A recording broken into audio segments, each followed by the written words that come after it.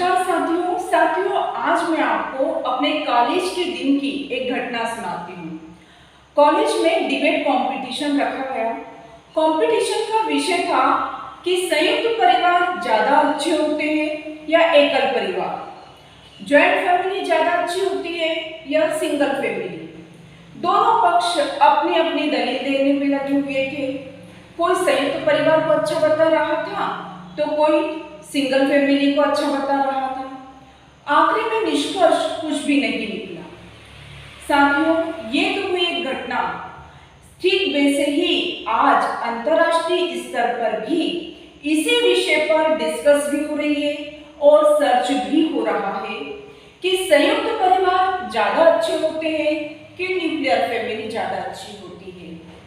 वैसे देखा जाए तो हर फैमिली के अपने अपने फायदे भी हैं और अपने अपने नुकसान भी हैं। पर साथियों, आपको भी वो जमाना याद होगा जब बड़े बड़े परिवार हुआ करते थे। घर में दादा दादी, चाचा चाची, ताऊजी, उनके बच्चे सब रहा करते थे। किंतु आज वही संयुक्त परिवारों की संख्या कम हो गई है और एकल परिवार की संख्या लगातार बढ़ती जा रही है। इस विषय पर जो सर्च हुआ है, उस सर्च में जो बातें सामने आई है, वो सबसे पहला पॉइंट ये आया है कि आज की जो जनरेशन है वो फ्रीडम चाहती है, वो स्वतंत्रता पूर्वक अपना जीवन जीना चाहती है। उनकी अपनी एक लाइफ स्टाइल होती है, जबकि जॉइंट फैमिली में वो फ्रीडम नहीं मिलती है। इसीलिए आज की जनरेशन जॉइंट फैमिली की बजाय सिंगुलर फैमिली को ज़्यादा पसंद करती है, जहां वे स्वतंत्रता पूर्वक अपने हिसाब से रह सकें। दूसरा जो रीज़न, सबसे प्रमुख रीज़न है, वो ये है कि जॉइंट फैमिली में चूंकि बहुत सारे लोग रहते हैं, सबके विचार भी अलग अलग रहते हैं और वैचारिक मतभेद होने के साथ साथ वैचारिक मनभेद भी हो जाते हैं।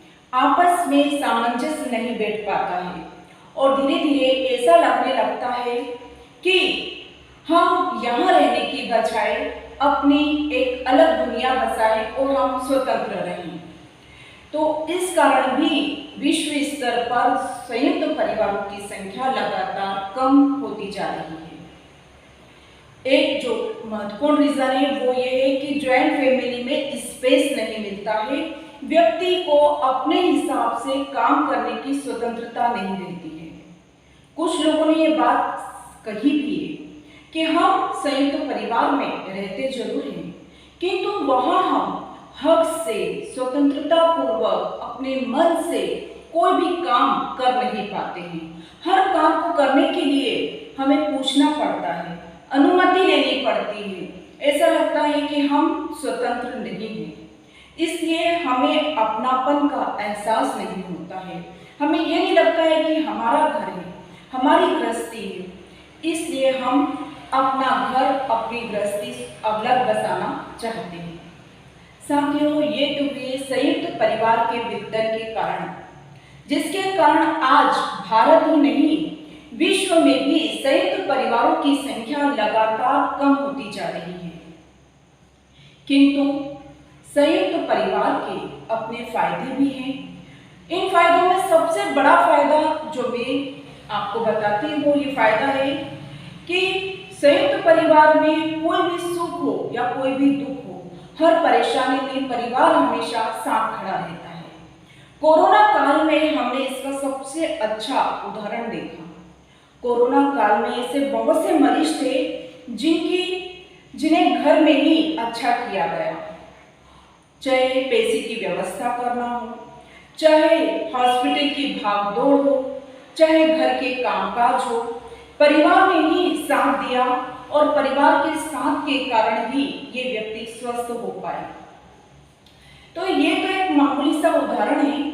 ऐसे बहुत सारे उदाहरण हैं कि जीवन में जब भी कोई सुख होता है या दुख होता है तो परिवार हमेशा साथ खड़ा रहता है। इसीलिए तो कहते हैं कि जॉइंट फैमिली में सुख बढ़ जाता है और दुख बढ़ जाता है। दूसरा जो महत्वपूर्ण फायदा है वो ये है कि आज के समय में हर व्यक्ति वर्किंग कपल है और ऐसे समय में जबकि दोनों पति पत्नी नौकरी करते हैं तो बच्चों को संभालना बहुत ही कठिन काम है।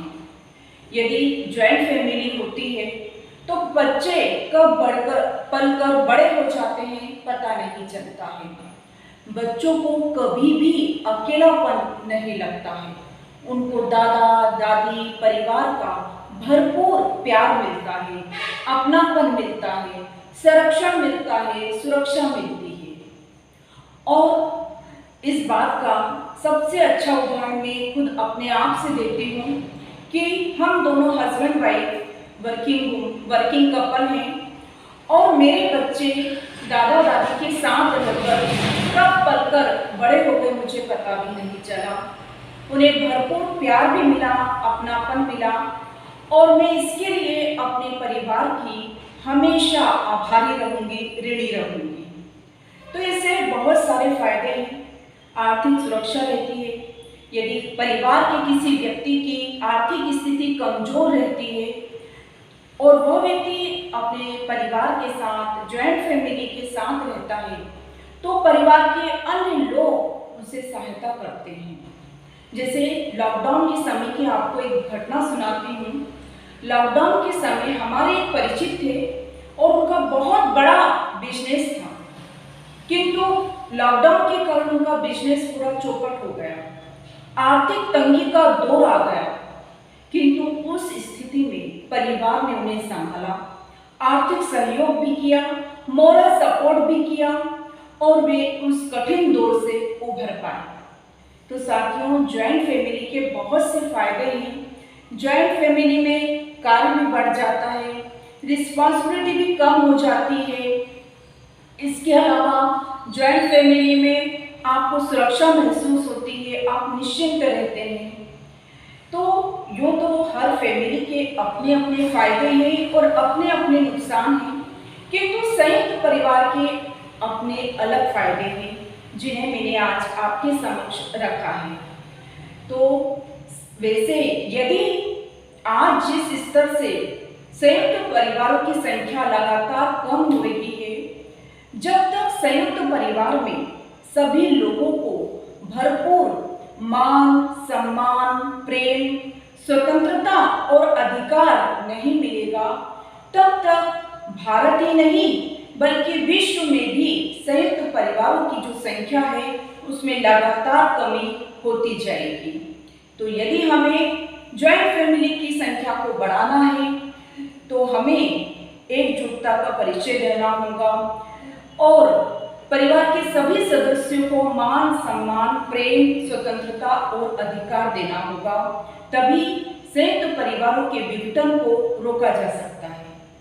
साथियों, आपको मेरा वीडियो पसंद आया है तो प्लीज़ इस वीडियो को शेयर जरूर करना, लाइक करना, कमेंट करना और चैनल को आपने अभी तक सब्सक्राइब नहीं किया है तो प्लीज़ अवश्य सब्सक्राइब करें, बेल आइकन को प्रेस करें ताकि आने वाले हर वीडियो की नोटिफिकेशन आपको मिलती रहे।